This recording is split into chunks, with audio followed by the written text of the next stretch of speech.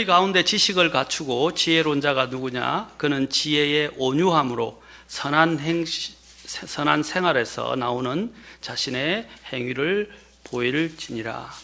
17절. 그러나 위로부터 난 지혜는 첫째 순수하고 다음으로 화평하며 부드럽고 간청을 잘 들어주며 긍휼과 선한 열매로 가득하고 차별없고 위선이 없나니. 이제 기도하겠습니다. 하나님 아버지, 오늘 저희들이 이제 지혜, 하늘로부터 온 지혜, 위로부터 온 지혜에 대해서 배우게 됩니다. 위로부터 온 지혜를 통해서 우리가 하나님 앞에 어떤 사람이 되어야 하는지, 또 우리가 어떻게 영적인 삶을 영위해야 하는지 깨달을 수 있도록 도와주옵소서. 성령님의 인도하심을 구합니다. 예수님의 귀한 존함을 받들어 기도하옵나이다. 아멘. 자, 지난 시간에 제가 위로부터 오는 지혜의 특성과 관련해서 제가 위로부터 오는 지혜에 대해서 먼저 위로부터 오는 그 지혜의 출처, 그 지혜의 출처가 위로부터 오는 것이다 했습니다.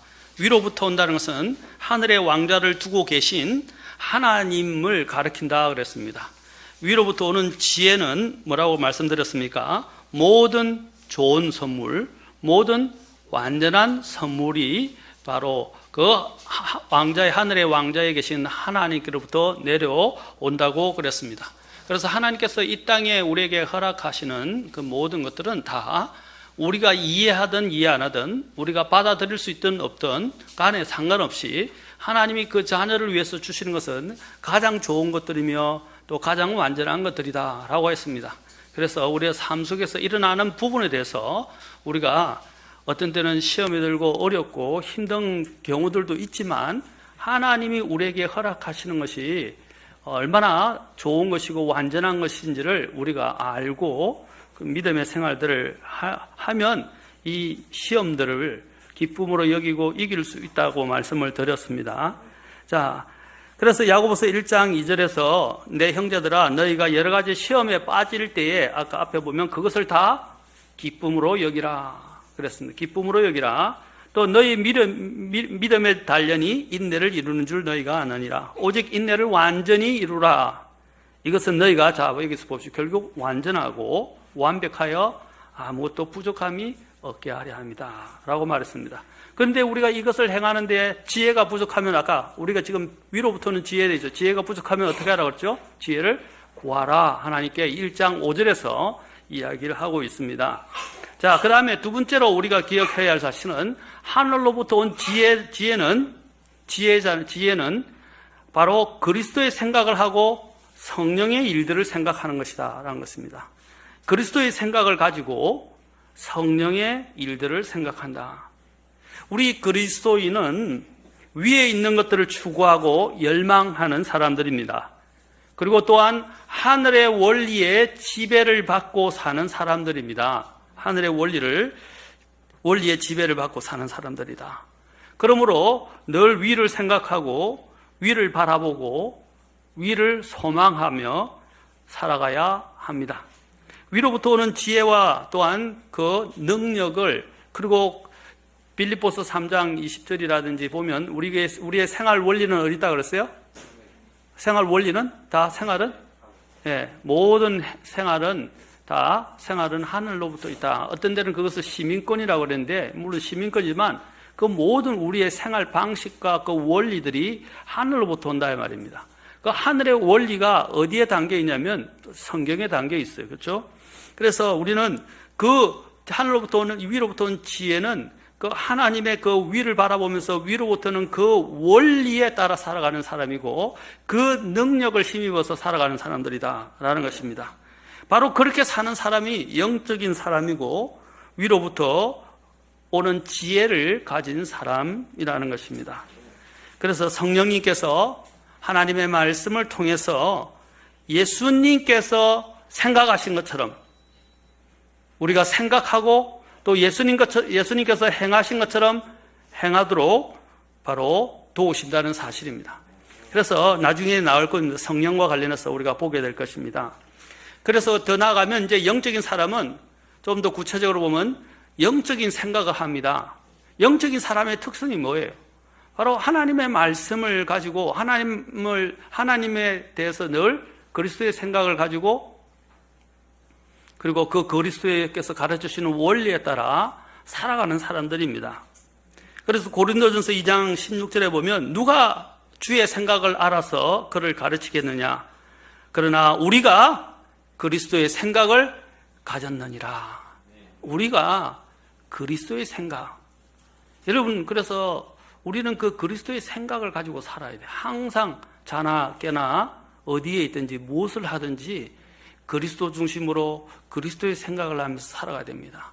우리가 그것을 잠깐 잊어버리는 순간 우리에게는 뭐가 나타나면 우리의 육신이 나타나고 죄가 들어오기 시작하고 사탄이 우리를 공격하기 시작합니다. 그래서 우리가 그리스도의 생각을 가졌느니라. 하나님의 곧 뜻을 알고 행한다는 말입니다. 영적인 사람들은 성경으로부터 이 세상 일들을 분별하지만 세상 사람들은 세상 사람들의 말을 믿고 따릅니다. 내 양은 내 말을, 내 음성을 듣는다 그랬어요. 그렇죠? 그리고 아버지께서 보내신 사람들은 내 말을 듣는다고 주님께서 말씀하셨어요. 우리는 성경으로부터 이 세상 일들을 분별하고 세상 사람들의 말을 듣는 사람들이 믿고 따라가는 사람들이 아닙니다. 그래서 고린도후서 1장 12절에서 이렇게 말합니다. 같이 한번 보겠습니다. 고린도후서 1장 12절에 위로부터는 지혜를 가지고 살아가는 사람의 원리에 대해서 여기서도 이야기합니다. 빌립보서 3장 20절에서 아까 뭐라 했어요? 우리의 원리는 어디 있다고 그랬어요? 3장 20절부터 21절에 우리의 원리는 하늘에 있다고 그랬죠. 맞습니까? 자, 하늘에 있는데, 자, 우리 생활 원리는 하늘에 있는데, 우리 생활 방식. 자, 그리고 고린도후서 1장 12절 잘 보세요. 이거 가지고 다음에 한번 제가 깊이 있게 설교를 할 것입니다. 1장 12절 같이 읽겠습니다. 시작. 우리가 세상에서 생활할 때에 단순함과 하나님께 속한 진실함으로 하였고 육체의 지혜로 하지 아니하고 하나님의 은혜로 하였으며.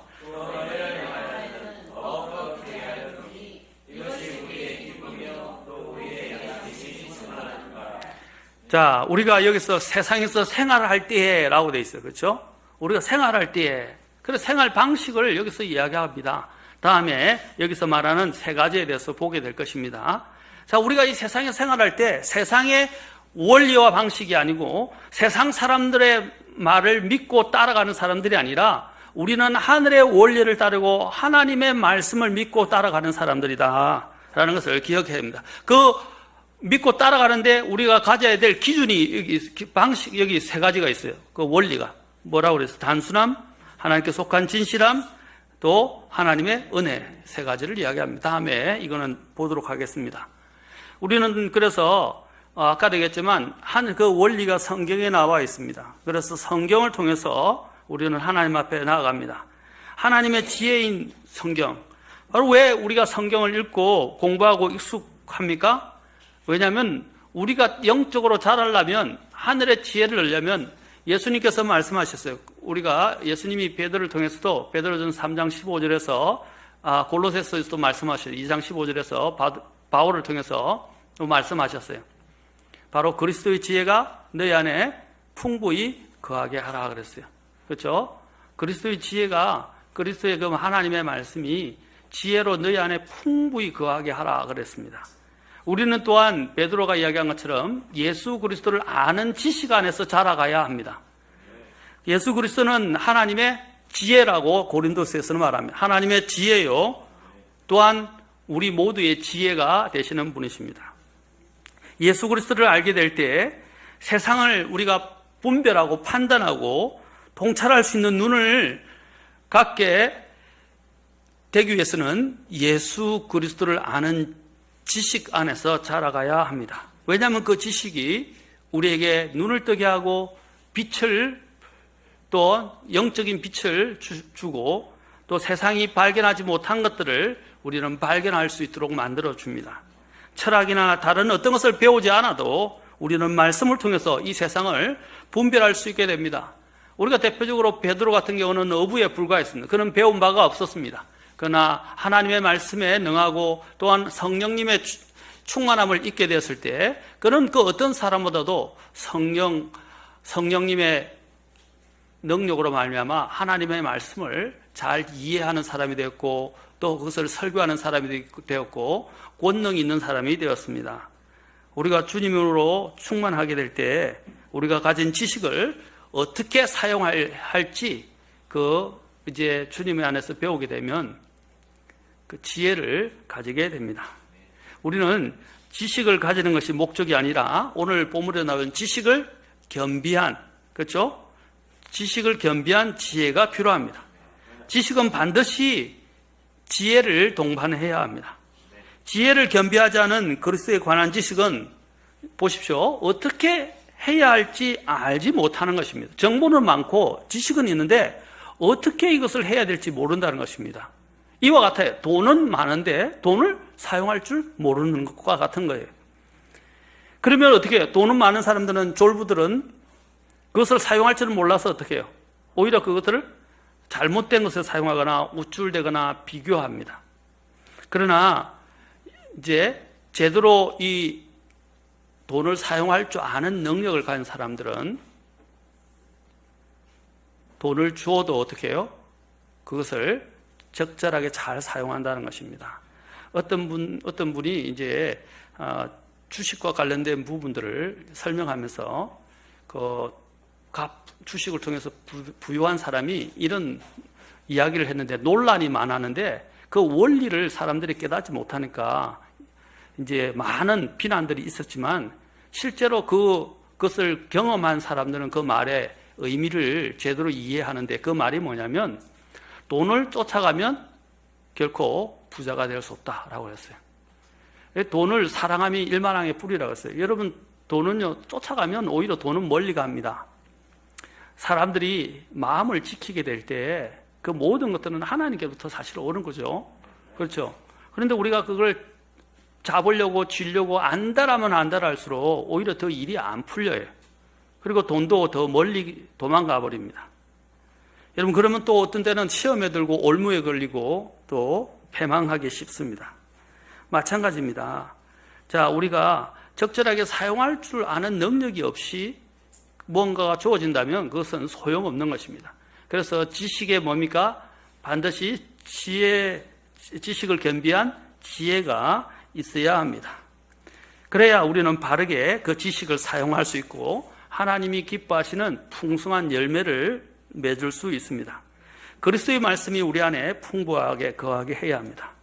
사도 바울은 이스라엘과 로마서를 보면 사도 바울의 우리는 놀라운 점을 보게 되는데 전에도 말씀드렸지만 로마서는 세 부분으로 나누어집니다. 1장부터 8장, 9장부터 11장, 12장부터 마지막 이 세 부분으로 나누어집니다. 1장부터 8장은 그리스도의 그 교리를 다루고 있습니다. 9장부터 11장은 이제 경륜을 다루고 있어요. 그리고 12장부터 마지막 부분 16장까지는 이제 우리가 어떻게 살아야 하는가 우리의 행보와 관련된 우리의 걸음걸이, 우리의 영적인 행보를 다루고 있어요. 자, 교리가 있으면 행보가 있어야 돼요. 균형이 잡혀 있죠. 그런데 그것을 제대로 된 그리스도인의 삶을 살려면 교리도 알아야지만 하나님의 경륜도 알아야 된다는 거예요. 그래서 로마서에는 로마서 9장부터 11장이 들어가 있는 거예요. 9장부터 11장이 뭘 이야기하는 것입니까? 이제 사도 바울이 왜 이것을 적었는지 설명드리겠어요. 이스라엘과 이방인과의 구원 문제와 이제 구원 문제를 쭉 1장부터 8장에 다루는데 이것을 더 이해하기 위해서 9장부터 11장에서 그 구원 문제와 상관관계에 대한 하나님의 경륜의 섭리를 그는 연구하다가 결국에는 놀라운 하나님의 지혜 앞에 감탄을 하게 되고 하나님을 찬송하게 됩니다. 여러분 성경을 공부하고서 하나님의 그 경륜을 여러분이 알아가 보십시오. 제가 옛날에 성경을 공부하면서 유명한 분이 계신데 몇 분이 계신데 제가 아는 이제 루이스 탈봇이라는 분, 탈봇 신학교가 거기서 시작됐죠. 그 외에도 또 여러 신학교들이 있는데 대표적으로 또 유럽 쪽에서 유명하신 분이 계신데 에릭 샤워라는 분입니다. 에릭 샤워라는 분인데 그분은 뭐냐면 이제 세계 구속의 여명 이라든지 또 십자가의 승리, 영혼에서 영혼까지라는 이런 놀라운 책들을 적었는데 그 책을 한번 읽으면서 그냥 하나님의 그 깊이의 놀라움을 알게 되고 눈이 확 떠졌어요. 얼마나 놀라웠던지. 여러분들도 그 책을 읽으면 놀라울 겁니다. 그분이 적은 책이 우리나라에 아마 소개된 것이 아마 한 4권 정도 될 겁니다. 아까 이야기한 3권하고 뭐 만물의 영장 이렇게 해서 제가 뭐 책을 이야기하는 게 아니라 그거 보면서 그분이 하나님의 경륜을 구약, 신약, 또 성경 전체, 이렇게 성경 전체를 다룬 것이 영원에서 영원까지고, 그렇죠? 또 신약을 다룬 문제, 신약의 안에 깨뚫도록 다룬 문제가 십자가의 성리고, 구약을 이제 다루고 있는 문제가 세계 구속의 여명이라는 책인데, 여러분들이 그 책을 한번 보면 좀 성경에 흥미를 놓고 하나님을 알고자 하면 그냥 눈이 확 떠질 만큼 그 깊이들을 보면서 감탄을 하게 됩니다. 그게 뭐가 담겨 있냐면 또 이스라엘과 관련된 부분이 담겨 있어요. 하나님의 경륜들이에요. 여러분, 하나님의 왜 경륜이 그 안에 9장, 로마서 갑자기 9장에서 11장에 들어갔을까요? 그래서 사도 바울이 그것을 이제 알고 난다면은 이렇게 고백합니다. 로마서 11장 33절부터 36절입니다. 이렇게 말합니다. 오 깊도다! 하나님의 지혜와 지식에 부요하며 그분의 판단들은 헤아릴 수 없으며 그분의 길들은 찾지 못할 것이로다. 누가 주의 생각을 알았느냐? 누가 그분의 좋은 자가 되었느냐? 모든 것이 그분에게서 나오고, 자, 결론이 그예요. 모든 것이 그분에게서 나오고 또 그분으로 말미암으며 통하여, 이 말이에요. 그분을 통하여, 그리고 또 그분께로 돌아가나니 영광이 그분께 영원토록 있기를 원하노라. 아멘. 이 하나님의 그 지식과 지혜의 오묘함이, 부요함이 얼마나 대단한가. 사도 바울은 감탄을 한 겁니다. 여러분, 하나님의 지혜를 여러분이 가지면서 하나님을 알아가기 시작하면 여러분 그냥 입이 벌어지고요, 놀랍니다. 그 다음에 이제 제가 또 성경을 또 공부하면서 여러 책들을 좀 많이 보면서 특히 또 크랜스 라킨 목사님의 또 책들을 또 섭렵하면서부터 막 또 그 더 깊은 것들을 보게 되니까 놀라겠더라고요. 또 영적인 부분에서는 또 다른 영적인 책과 관련된 영에 속한 사람 뭐 다른 것들을 읽으면서 또 눈을 더 깊이 있게 뜨게 되었습니다. 근데 보면 볼수록 하나님이 얼마나 놀라운가. 그리고 의문점과 궁금한 부분들이 많이 해소되었을 뿐 아니라 놀라워요. 그래서 감탄을 했어요, 감탄. 정말 하나님이 이렇게 놀라운 분인가. 그래서 골로새서 교회 성도들에게 사도 바울은 이렇게 말했습니다. 그리스도의 말씀이 너희 속에 모든 지혜로 풍부히 거하게 하여 시와 찬송가와 영적인 노래로 서로 가르치고 훈계하며 너희 마음속에서 은혜로 주께 노래하고 그리스도의 말씀이 너희 속에 지혜로 모든 지혜로 풍부히 거하게 하라. 하나님의 말씀은 우리를 회심시키고 우리를 지혜롭게 한다고 시편 19편 7절에서는 말합니다. 주의 정언은 확실하여 단순한 자를 지혜롭게 하며 라고 했어요. 하나님. 그리고 또한 시편 119편 98절에서는 주의 명령들이 항상 나와 함께하므로 주께서 그것들을 통해 나를 내 원수들보다 지혜롭게 하나이다 라고 했어요. 하나님의 말씀에 지혜를 가지십시오. 그러면 여러분 이 세상을 가늠하고 통찰하고 분별하고 또한 판단할 수 있습니다. 그렇죠? 우리가 사실 보면 사업을 할 때 보면 이런 것이 있어요. 우리 집사님은 이제 그런 부분들을 많이 하는데 저도 이제 많이 눈을 떴어요. 저도 뭐 공부하고 뭐 이런 것밖에 안 했기 때문에 뭐 특히 교회를 하면서 참 별 것을 다 해봤어요. 저도 교회를 하면서 손으로 칸막이 공사를 하고요. 직접 재서 교회가 처음에 개척해가지고는 교회에 재정이 없어서 직접 우리 집사님하고 형제님들하고 같이 어떻게 했냐면 신실한 형제님들하고 교회 칸막이 세워 진짜 높이가 한 3m 되는 높이였어요. 거기에 얻었던 교회당이 예배당이 그때는 월소를 빌렸는데 칸막이를 세워야 뭐 방을 나누고 할 거 아닙니까? 그 칸막이 공사하는데 세상에 그걸 이제 목재 공사부터 시작해서 뭐 그 재료들을 어디서 구하는지 또 그 기계들을 그 도구들을 어디서 구하는지 이걸 어떻게 사용하는지 다 알아보고 찾아보고 이래가지고 교회 이사 갈 때마다 사용을 하니까 이제는 많이 알게 됐어요. 상당히. 근데 처음에는 보니까 어떻게 해야 되는지를 모르는 거예요. 이 물건을 어디서 사야 되는지, 이것을 어디에 쓰는 건지, 이것을 가지고 무엇을 하는 건지, 어디에 쓰는 물건인지도 모르겠는 거예요. 그런데 이제 하게 되니까 어떻게 해요? 이제 알게 되고, 이것을 활용하는 법까지 알게 되고, 또 그것을 또 더 전에보다도 더 좋은 모습으로 심지어는 강대상까지 만들었어요. 자, 제가 말씀드리는 요지는 겁니다. 처음에는 우리가 볼 때는 이걸 어떻게 사용해야 되는지 잘 모를 때가 많아요. 하나님 말씀도 보면 너무 막막하고 너무 방대하고 너무 광대하고 이걸 어떻게 이해하면서 살아갈지 모르지만 여러분들이 꾸준히 계속 하다 보면 그냥 눈이 떠집니다. 맞습니까? 자, 공부하는 것도 그래요. 저도 뭐 영어로 공부할 때도 그런데 처음에는 막 공부하는 게 외울 것도 많고 너무 복잡한 것도 많고 우리한테는 생소하고 막 들어오는 것이 없어요. 막 부담이 되고 짜증도 나고 화도 나죠. 그런데 어느 단계가 지나가니까 어떻게 해요? 단계가 되니까 싹 그냥 이해가 돼요.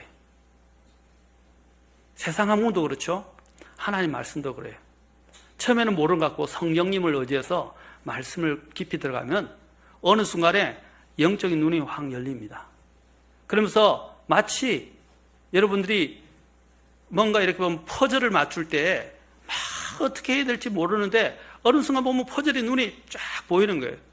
제가 전에 미국에 갔을 때 어떤 분이 퍼즐이 이 강대상이 이것의 2배 정도 돼요. 굉장히 크죠?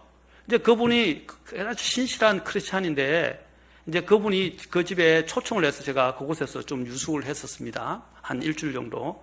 그런데 그분이 맨날 앉아서 이제 하나님 앞에 기도하면서 하다가 나중에는 그게 성경 그림이에요. 성경 그림들을, 명화들을, 퍼즐을 이렇게 맞추는 거예요.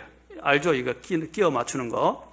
애들처럼. 그런데 뭐, 이 조각조각들이 온 사방에 널려 있는데 너무 많은 거예요. 이걸 어떻게 맞추나 했는데 이분은요, 너무 많이 하니까 가만히 보고 그림을 펼쳐놓고 이렇게 저쪽 보면 대충 어디 갔는지 탁탁탁 찾아서 넣기 시작하는 거예요.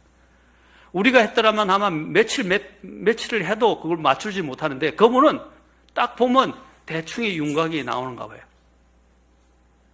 왜 그렇습니까? 너무 하니까 이제 그것들이 쭉 보이는 거예요. 하나님 말씀도 마찬가지입니다. 여러분 하나님 말씀 안에 뛰어들면 여러분이 생각하지 못했던 부분들이 열리게 되고 분별력이 생기게 되고요. 또한 판단력도 생기고 또한 그 말씀으로 인해서 능력도 생깁니다. 그럼 믿음이 더 강해져요. 아, 내가 이것을 위해서 죽어도 이것이 확신이 생기기 시작하면서 흔들리지 않는다 이 말입니다. 바꾸지 않는다 이 말입니다. 어떠한 것에서도 변함없이 그 흔들리지 않는 믿음을 가지고 지켜나갈 수 있게 된다는 사실입니다. 하나님을 아는 참 지식과 하나님의 생명과 성품과 권능으로 사는 지혜는 결코 분리될 수 없습니다. 하나님의 지식이 바르게 쌓이면 세상을 분별하고 하나님의 생명을 사는 지혜의 삶으로 성화되게 됩니다. 이런 올바른 분별력과 적용 그리고 내적이고 인격적인 성숙이 수반되지 않는다면 그것은 오늘 하늘에서 내려온 지혜가 아니라고 할 수 있습니다. 하나님의 말씀이 우리 안에 지혜로 거하지 않는다면 우리가 가진 그 하나님의 지식은 건조하고 메마른 것이 되고 그 지식이 결국에는 사람들을 판단하고 죽이고 정죄하는 것이 됩니다. 그렇죠? 특히 로마 카톨릭들이 이 성경의 말씀을 제대로 이해하지 못하니까 사람들을 지옥의 자식으로 만들어버리고 나중에는 어떻게 면죄부도 판매하고 자신들하고 다른 믿음을 가진 자들을 어떻게 했어요? 이단으로 그들은 정죄해서 심지어는 죽이기까지 했어요. 그 죽이는 일들을 하기 위해서 만들어진 캐톨릭이 이제 자신들의 세력을 사람들이 계몽을 통해서 자신들의 세력권을 잃게 되니까 그 사람들을 이제 잃어버린 그 사람들을 되찾거나 아니면 그들을 멸망시키기 위해서 만들어진 단체가 나중에 여러분 알게 되지만 제수이트 예수회라는 단체입니다. 여러분, 이 하나님의 말씀을 제대로 정말 하나님이 주신 지혜로 이 하나님의 말씀을 모르게 되면 그 지식은 잘못되에 대해서 사람들을 죽일 수 있다는 것을 기억하셔야 됩니다. 그래서 우리는 하나님의 말씀을 이 지혜 지식을 지혜와 함께 이 지식을 갖추어야 한다라는 것입니다. 자, 오늘 그 주위의 지식의 첫 번째가 이제 나오는데 오늘 이것을 다 할 수 있을는지는 모르겠지만 일단 잠깐 맛이라도 보겠습니다. 먼저 뭐가 나옵니까? 아까 이야기했죠? 출처에 대해서 봤고, 두 번째는 뭐에 대해서 봤습니까? 출처. 그 다음에 그것은 그리스도의 생각을 하고, 그렇죠? 성령님의 것을 생각하게 된다고 그랬죠? 맞습니까? 세 번째로는 뭡니까? 이제 오늘 온유함입니다. 여기 보면 3장 13절에서 뭐래서 그는 자, 너희 가운데 지식을 갖추고 지혜로운 자가 누구냐? 그는 지혜의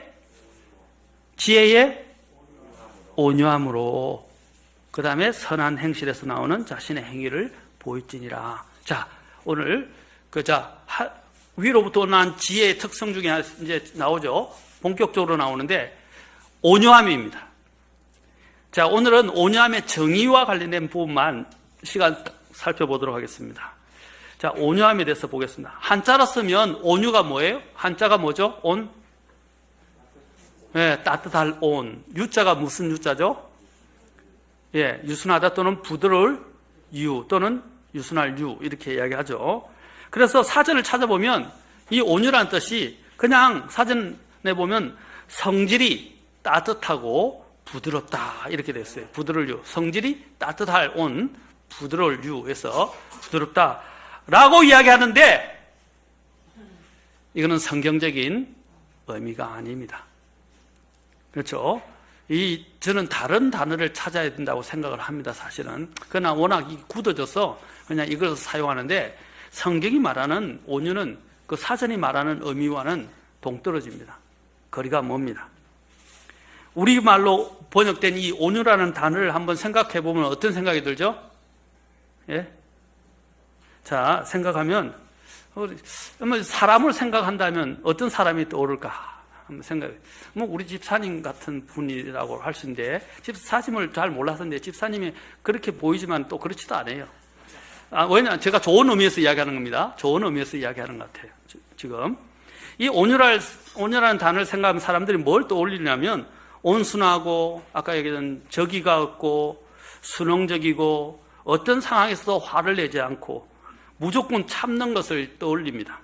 또 아니면 이 온유란 말을 하면 좀 남성다움이 부족하고 유약하고 우유부단하고 강인함이 없는 것과 같은 이미지를 떠올리면서 이 온유라는 단어가 여성에게나 어울리지 남성에게는 어울리지 않는 것 같은 느낌을 받게 됩니다. 맞습니까? 온유. 그런 말을 듣겠죠. 그렇죠? 그런데 이 온유의 그리스를 보면 이 그리스는 프라우테스라는 단어인데 이 단어는 잘 들으십시오. 이 단어는 원래 막 그 야생에서 뛰어다니는 그 야생마를 잡아다가 처음에 야생마를 탈 수 있어요? 없어요? 못하죠. 그걸 하면 어떻게 돼요? 여러분 미국에 가면 야생마를 길들이는 방법이 있어요. 그리고 야생마에 닦아서 야생마를 길들이는 방법인데 야생마가 말을 안 들어요. 그거 탔다면 큰일 나요. 목이 부러지고 뼈가 부러지고 막 차이고 죽을 수도 있어요. 근데 야생마를 줄을 이렇게 돌리는 거 알죠? 카우보이들 줄을 딱 잡아서 그걸 이제 길들이는 방법이 있는데 그 야생마가 어떻게 되냐면 잘 길들여져서 그를 제어할 수 있게 된 것을 묘사할 때 바로 이 온유란 단어를 썼다는 겁니다. 그래서 야생마가 잘 길들여지면 어떻게 되죠? 그 야생적인 말의 힘과 성격이 어떻게 되죠? 잘 제어되어지고 그리고 그 말은 어떻게 해요? 또 온순해져서 그가 그 힘을 어떻게 해요? 올바른 길로 잘 사용할 수 있게 된다는 것입니다. 그래서 준마가 된다는 거예요. 준마. 야생마가 준마가 됩니다. 제 이름의 준자입니다. 뛰어날 준자. 자, 준마가 된다는 거예요. 그 날뛰고 거친 힘이 잘 길들여지고 잘 훈련되어져서 통제할 수 있게 된 것입니다. 그러면 어떻게 해요? 뛰어난 기량을 발휘하게 됩니다. 그래서 여러분 경기마들 보세요. 얼마나 잘 훈련되어져서 뛰어난 기량을 가지게 됩니까? 그렇죠? 전에 제가 말의 심장에 대해서 설교한 적이 있을 겁니다.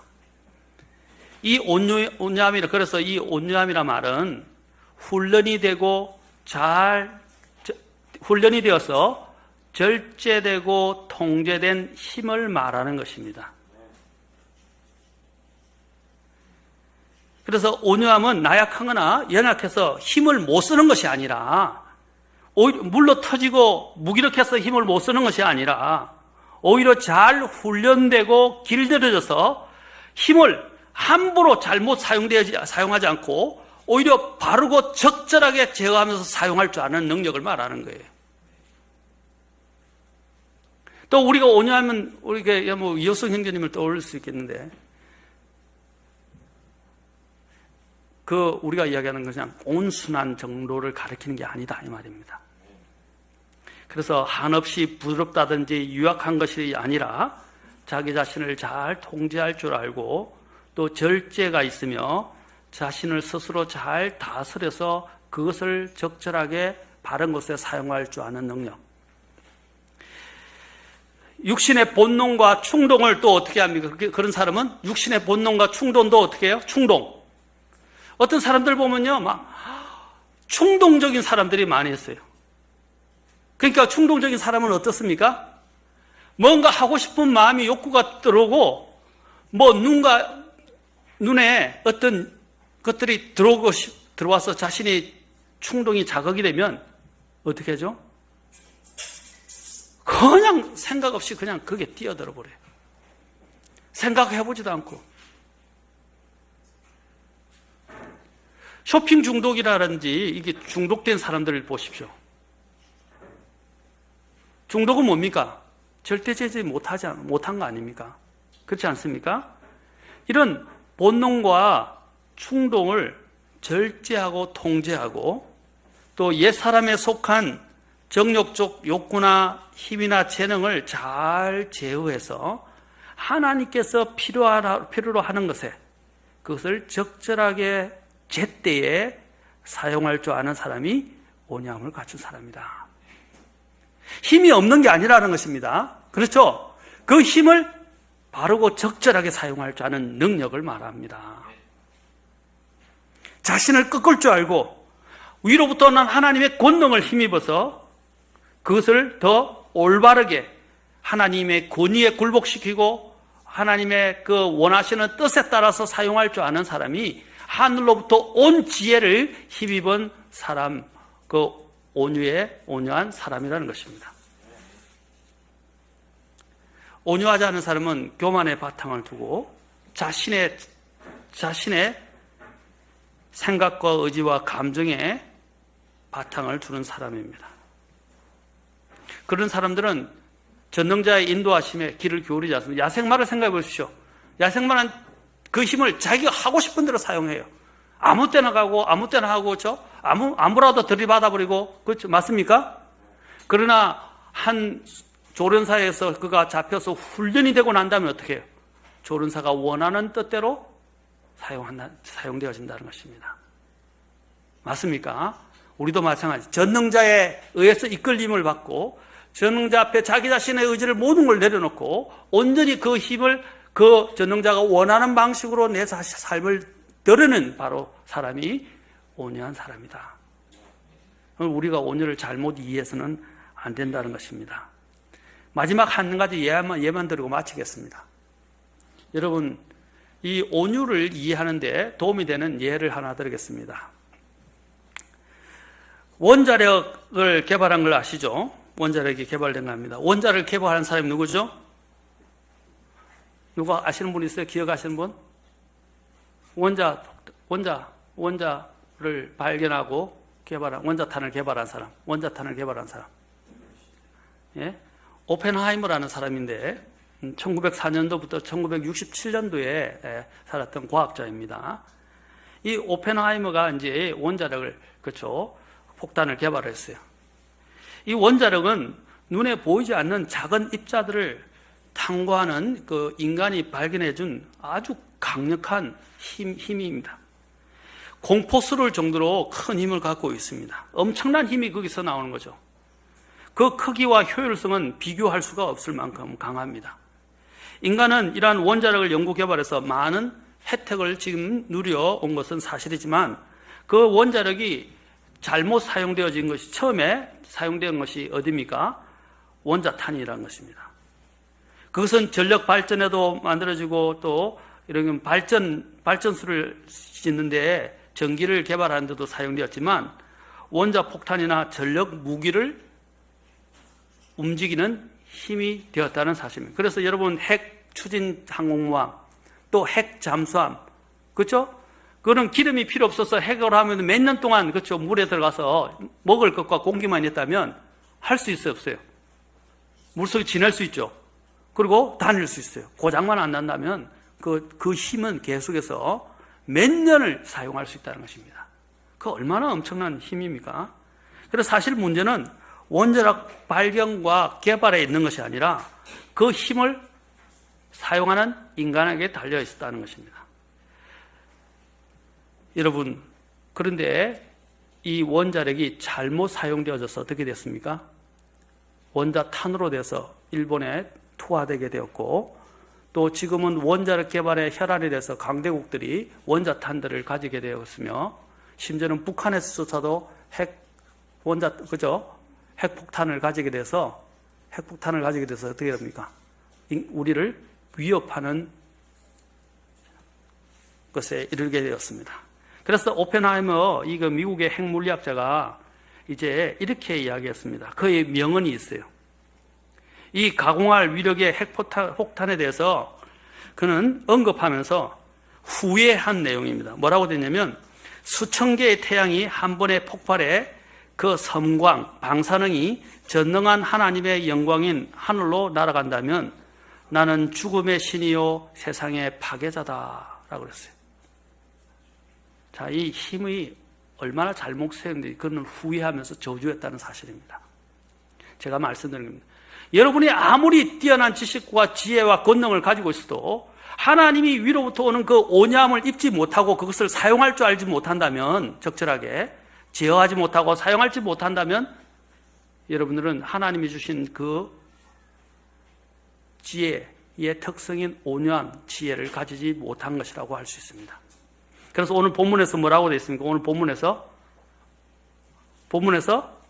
지혜의 온유함으로 그랬죠. 지혜의 온유함으로라고 되어 있어요. 사랑하는 성도 여러분, 여러분이 하나님 앞에 받은 것들이 많아요.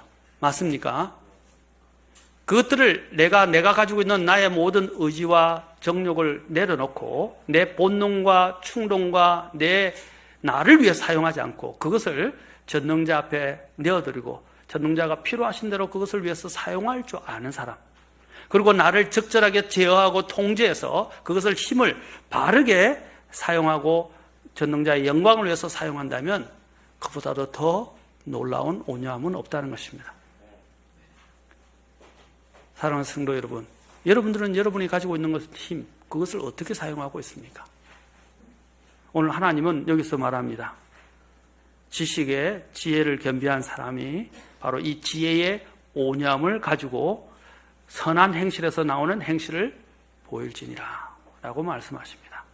다음에 온유함에 대해서 좀 더 살펴보고 그 온유함 다음에 나오는 특성 또 시간이 되면 순수에 대해서 보도록 하겠습니다. 기도하겠습니다. 오늘 다 같이 자리에